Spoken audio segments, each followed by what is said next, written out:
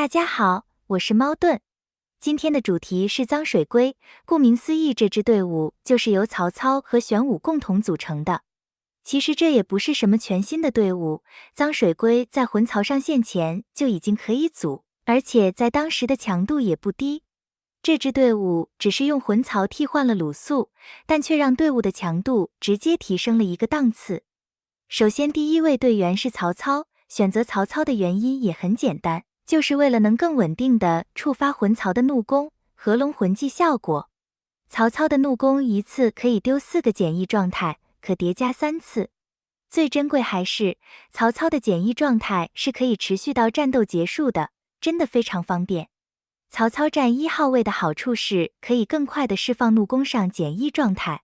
这里也要纠正一下上一支影片的错误，魂槽魂技需要的简易是不少于7个。所以有7个其实就达标了，并不需要8个。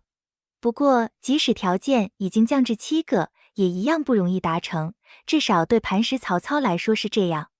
因为对面也会有驱散，光是大家都会有的葫芦，就可以一次清掉2个简易。如果再带上一个华佗，基本上就只能激活魂技的第2段减怒功能。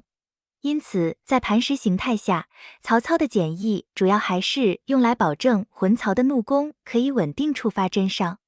另外，曹操的被动可以从第2回合开始，每回合吸取目标50点怒气，羁绊也可以让曹操在每次普攻、怒攻或反击后，为我方辅助武将恢复75点怒气。可以用来加大双方在怒气循环的差距，曹操可算是队里的核心辅助武将。可以让整支队伍运行得更加流畅。2号位魂槽上阵要求最少3火，最好5火，是队里核心输出武将。不过这个输出和常规主力武将的暴力输出又有点不同。磐石曹操又或者说是整支队伍的输出，都是靠一丁一点的慢慢输出来磨掉对手取胜的。魂槽最大的功能就是为队伍提供大量护盾，撑起整支队伍的坦度。5火魂槽的前排护盾，既可以保护队友，又可以利用反弹伤害来提供输出。在打除了切后以外的灭队都是非常好用的。保前不保后，这是曹仁和魂槽共同的弱点。但魂槽的优势是它多了一个为防御型武将增加护盾的技能，所以只要将防御型武将放到后排，就可以起到保护后排和反弹攻击后排武将的作用。这是魂槽用来对抗切后的武器，如果环境真的切后太多，董卓也是可以被移到后排来使用的。不过董卓放后排会比较极端，因为一旦对方不是切后，董卓在场上就会完全没有用处。高顺会是一个比较中性的选择，打抗打灭都可以用。3号位荀彧，主要负责将敌方攻击最高武将的伤害转移，其次才是解控和释放怒气后，将怒气返还给其他队友。自从国际服加强了荀彧驱虎吞狼的效果后，转移伤害就成了荀彧的核心能力，间接的也加强了脏水队。脏水龟最需要的就是坦度，伤害转移的能力不但是个小减伤，同时也是个小反伤，完全符合脏水龟的需要。荀彧的其他能力，解控和怒气返还也都是脏水龟需要的能力，所以没有不带的理由。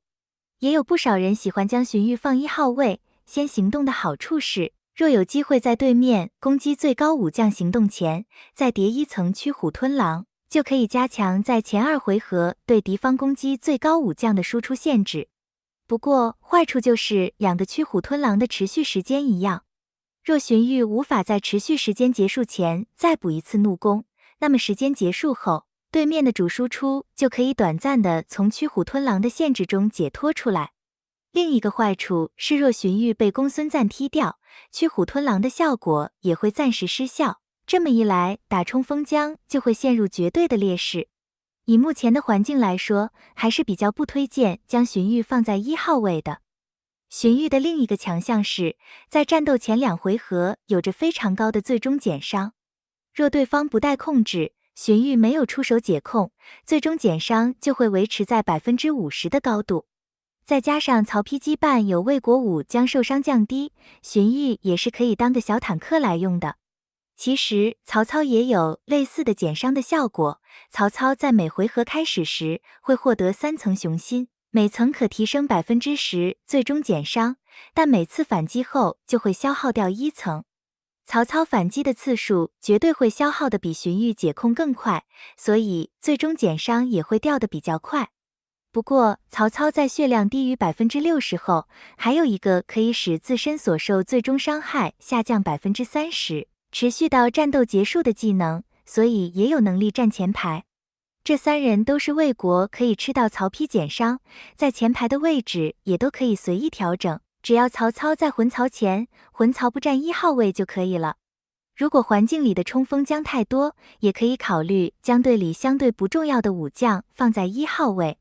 曹丕的功能和诸葛恪类似，又比他坦。先出手的好处是可以让对面的异常和怒气抗性都降低，所以就拿它来牺牲一下吧。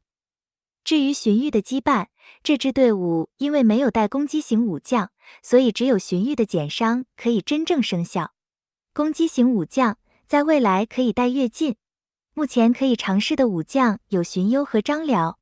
荀攸一样可以上4种不同减役，荀攸加曹操就会比较容易凑到7种减役。不过因为荀攸每次攻击只能上随机1种，所以可能会挂到重复的。荀攸的坦度和输出或许也会需要依靠专武来提升。张辽的吸取增伤，不晓得是否也会将目标的增伤降低。如果会，他和荀彧就可以形成双降伤组合，利用降低对方的输出来提升队伍的坦度。张辽站1号位帮忙扛，或站后排做收割，都是可以尝试的组合。后排3位的功能，相信大家都已经很熟悉，所以就不再多做介绍。战魂战灵全部以防御型为主，脏水队就是一支以整体为主的队伍，只要第1轮能保持不减员，对方就很难将你拿下。至于脏水内战，那恐怕就要看谁的属性更硬了。如果你恨一点，也可以带6个连携舞曲，这是能让全队最坦的方式了。但一般人不会有那么多连携，所以破釜舞曲和弱点天书也可以混合使用。1号位需要承受最多伤害，所以最好带连携舞曲。连携舞曲是6人都存在时坦度最高的，其次是破釜兼顾坦度、异常抗性和输出，最后是弱点天书，这是最适合用来给脏水队输出用的战魂。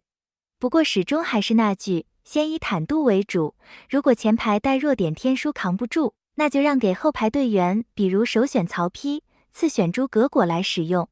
因为曹丕可以吃到魏国减伤，多少会比诸葛恪坦一些。战魂属性1号可以洗抗爆，伤害减免和防御或生命，无双属性反弹伤害。2号首选命中，连携可以考虑全拿防守属性，防御、生命。破釜可以考虑拿暴击和爆伤，无双属性攻击吸血。3号基础属性和1号一样，无双属性异常抗性。4号基础属性和2号一样，无双属性怒气降低抗性。神兵有和氏璧就上和氏璧，没有就扇子、葫芦、弓箭。灵宠选择，既然队名叫脏水龟，主战灵宠肯定就是玄武了。玄武必须要有5星才行，少了1星都不行。至于助战，依旧是以防御型灵宠为主。目前游戏里的控制已经没有那么猖狂，有荀彧就可以不带穷奇。首选是朱雀，复活可以增加很多容错率。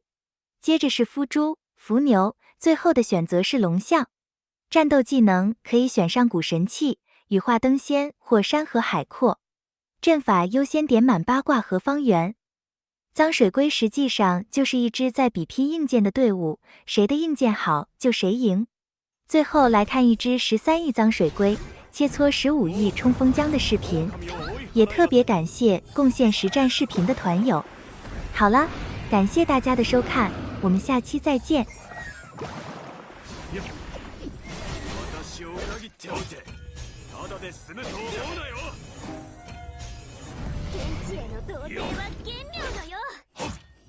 ツバメよ、山に戻りなさい。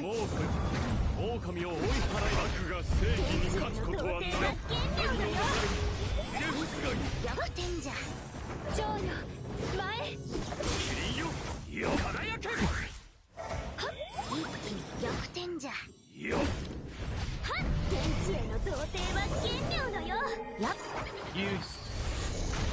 世界を保証し私を裏切っておいて天地への童貞は奇妙のよ。やっ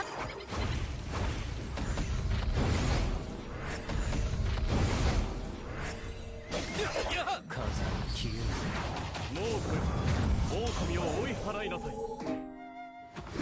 悪が正義に勝つことは竜は野で戦いキリンよ神分けよ二人の流れ入れ口が天地への童貞は奇妙のよ。逆転じゃ。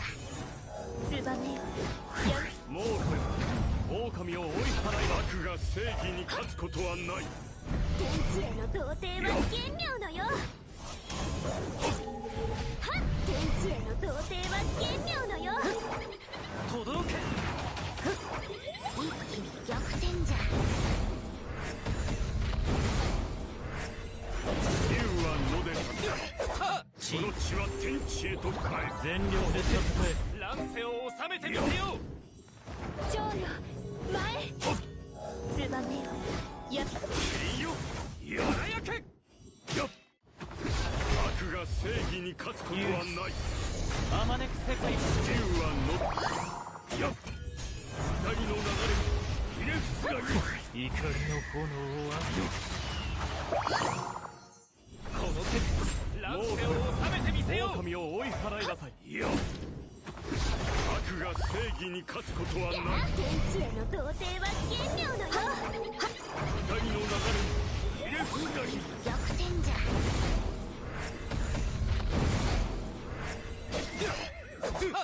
この手乱世を収めてみせよう。竜は野で悪が正義に勝つことはない。二人の流れもう入れ口がいい。狼を追い払いなさい。届けツバメよ山に戻りなさい。一気に逆転じゃ。地位全力で戦え竜は野で戦い